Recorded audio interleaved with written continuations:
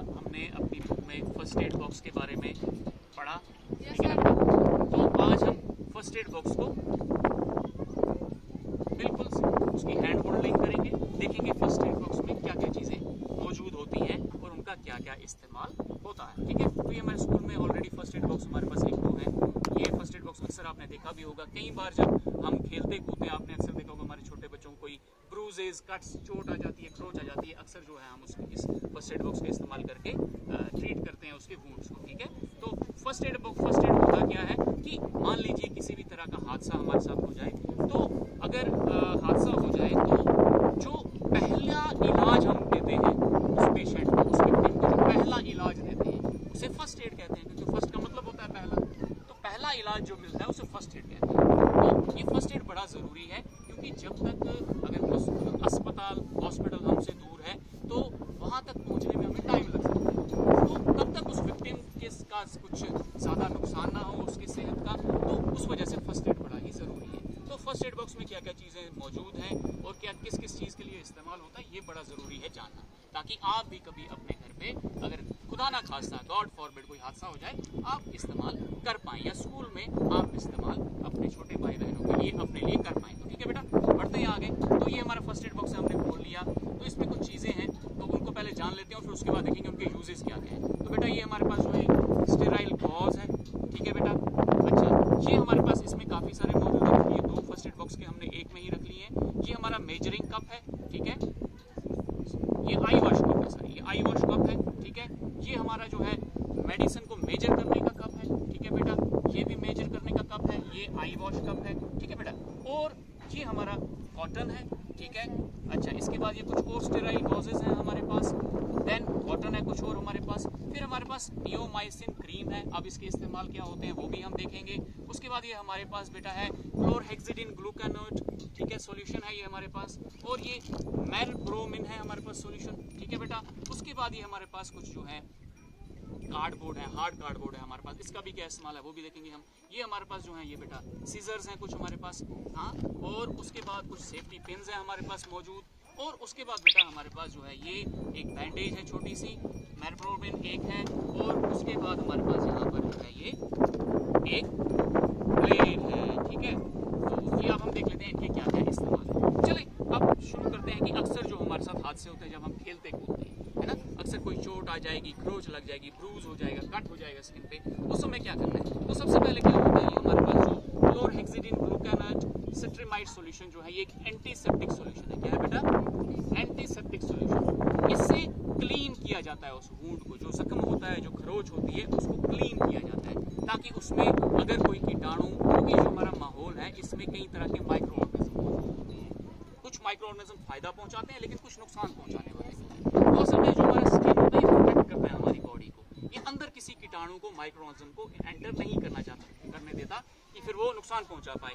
लेकिन अब जब कट हो जाएगा, ब्रूज हो जाएगा, तो स्किन एक्सपोज हो गया, तो उसमें फिर इन्फेक्शन होने का खतरा होता है। कोई कीटाणु उसमें लग सकता है, वो अंदर जा सकता है और फिर वो सेप्टिक कर देता है, वो इन्फेक्शन कर सकता है। अक्सर आपने देखा होगा कभी किसी वुंड में पस हो जाती है तो वो इन्फेक्शन हो गया होता है, वो कौन करते हैं? कीटाणु ही करते हैं। तो इन एंटीसेप्टिक सॉल्यूशन से उसे क्लीन किया जाता है वुंड को। अब मान लीजिए घर पे कभी हो जाए और अगर आपके पास ये मौजूद नहीं है तो भी कोई चिंता करने वाली बात नहीं है। अगर आपके पास पानी है, साफ नल का पानी, रनिंग वाटर है, बहता पानी, चलता पानी, उससे आप अपने वुंड को अच्छी तरह वॉश कर लें तो भी कोई चिंता नहीं है। फिर हमारे पास ये जो है मेलब्रोमिन सॉल्यूशन है हमारे पास, इसे लोकल लैंग्वेज में लाल दवा भी कहते हैं, क्योंकि इसका अगर आप स्किन पे कभी लगाएंगे ना, ये आपने देखा भी होगा, तो ये बिल्कुल रेड कर देती है ये लाल दवा। ये भी एंटीसेप्टिक सॉल्यूशन है।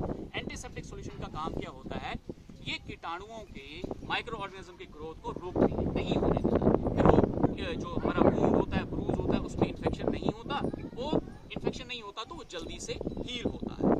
असल में हील कौन करती है? बॉडी खुद ही करती है। अब हम उसको सपोर्ट करते हैं, ये चीज़ें लगा के हम बॉडी को सपोर्ट करते हैं। अच्छा बेटा, अगर एक और चीज़ आपने देखोगी, यहाँ पर एक क्रीम है नियोमाइसिन, इसके ऊपर लिखा हुआ आप देख पा रहे होंगे, नियोमाइसिन क्रीम देख पा रहे हैं। तो नियोमाइसिन क्रीम जो है एंटी बैक्टीरियल क्रीम है। तो कई तरह के माइक्रो ऑर्गेनिज्म मौजूद होते हैं हमारे माहौल में, उनमें से एक होता है बैक्टीरिया।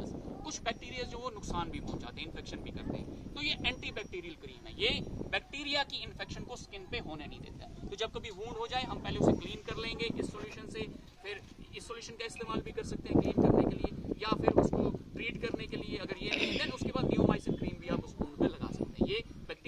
ग्रोथ को रोकेगा, ठीक है बेटा। देन हमारे पास स्टेराइल गॉज है, आपने देखा होगा इसमें लिखा स्टेराइल। स्टेराइल का मतलब क्या हो गया, यानी इसको ट्रीट किया गया इस तरह से स्टीम के साथ ट्रीट किया गया है, भाप से ट्रीट किया गया है, और फिर ये बिल्कुल स्टेराइल, इसमें बिल्कुल बंद है चारों ओर से, इसमें किसी भी कीटाणु इसमें माइक्रो ऑर्गेनिज्म हार्मफुल जो है वो मौजूद नहीं है। तो अक्सर आपने शायद कभी देखा होगा किसी की सर्जरी हो जाती है तो वहाँ पर ये गॉजेस का इस्तेमाल करते हैं, ठीक है। ये स्टेराइल होते हैं, इन्फेक्शन नहीं होने देते, वूंड को बाहर के कीटाणुओं से जो माहौल है उसमें डस्ट वगैरह है या कीटाणु मौजूद है उनको उस वूंड पे नहीं आने देता। तो स्टेराइल गॉज का भी इस्तेमाल होता है उस वूंड के ऊपर रखे वूंड को बचाने के लिए, ठीक है। तो हमारा कॉटन है, कॉटन का इस्तेमाल आप कर सकते हैं एंटीसेप्टिक को इसमें डिप करके और जो वॉश करने के लिए उस वूंड को, ठीक है बेटा।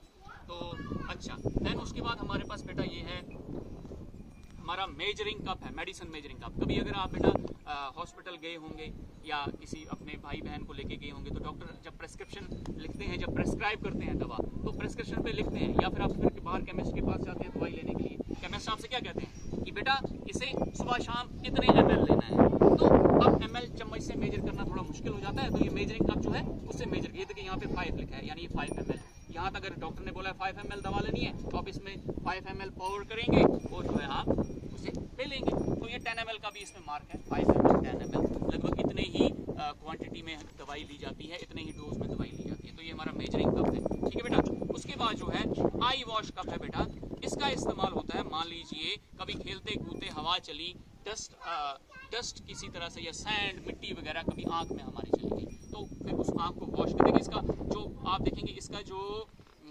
इसका कटिंग एरिया है, जिस तरह से इसकी शेप है बिल्कुल आई में फिट होने के लिए, तो ये आई वॉश कप है, इससे हम अपनी आंख को जो है वॉश कर सकते हैं ताकि जो भी डस्ट वगैरह अगर उसमें चली गई है उसे हम वॉश कर सकें, ठीक है बेटा। देन उसके बाद हमारे पास ये जो है बैंडेज कुछ हमारे पास है मौजूद। अभी ये बैंडेज कुछ है हमारे पास, क्योंकि काफ़ी सारी हम इस्तेमाल कर चुके हैं, ये बैंडेज है। और देखिए बेटा, ये से कवर किया जाता है ताकि गंदे हाथ वगैरह ना लगें इससे, तो अगर फिर तब हम जो है इस्तेमाल करेंगे इसे वूंड के ऊपर गंदी बैंडेज का, तो इन्फेक्शन हो सकता है।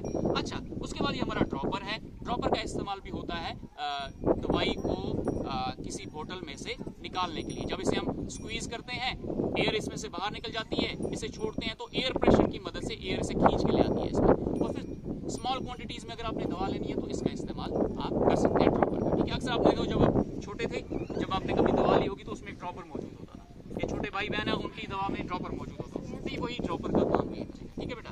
देन उसके बाद हमारे पास ये सीजर है बेटा, सीजर कैंची, सीजर का इस्तेमाल किस लिए करेंगे हम, बैंडेज को काटने के लिए, ठीक है बेटा। देन उसके बाद हमारे पास यहाँ पे कुछ सेफ्टी पिन्स मौजूद है। सेफ्टी पिन्स किस लिए है, जो बैंडेज हमने कवर कर ली है वुंड पे, उस ब्रूज पे, जख्म पे, जो विक्टिम का वो एरिया है, अफेक्टेड एरिया है, तो उस बैंडेज को इस सेफ्टी पिन से आप बंद कर सकते हैं। अच्छा, अब ये कुछ खास चीज़ें हमारे पास है, ये कुछ हार्ड होता है हमारे पास। अब खुदा ना खास्ता खेलते कूदते कभी हम गिर गए, हमारी बोन में कोई चोट लगा, हड्डी में कोई चोट लगा, अब जब तक हम स्कूल से अस्पताल पहुंचेंगे टाइम लगेगा, तो अगर हड्डी में चोट आ चुकी है, डिसलोकेट हो चुकी है, या फिर खुदा ना खास्ता गॉड फॉरबिड वो फ्रैक्चर हो चुकी है, तो जब तक अगर वो ज़्यादा उसमें मूवमेंट होती रहेगी तो उस बोन को ज़्यादा नुकसान पहुंच सकता है। तो उस बोन को ज़्यादा नुकसान ना पहुंचे, इसलिए फिर क्या किया जाता है, हम अगर मान लीजिए उसकी फिंगर ही अफेक्टेड है तो हम दोनों ओर से ये कार्डबोर्ड ले लेंगे, ऐसे इसमें बंद कर देंगे और उसको ऊपर से हल्का सा जो है हम बैंडेज से या किसी भी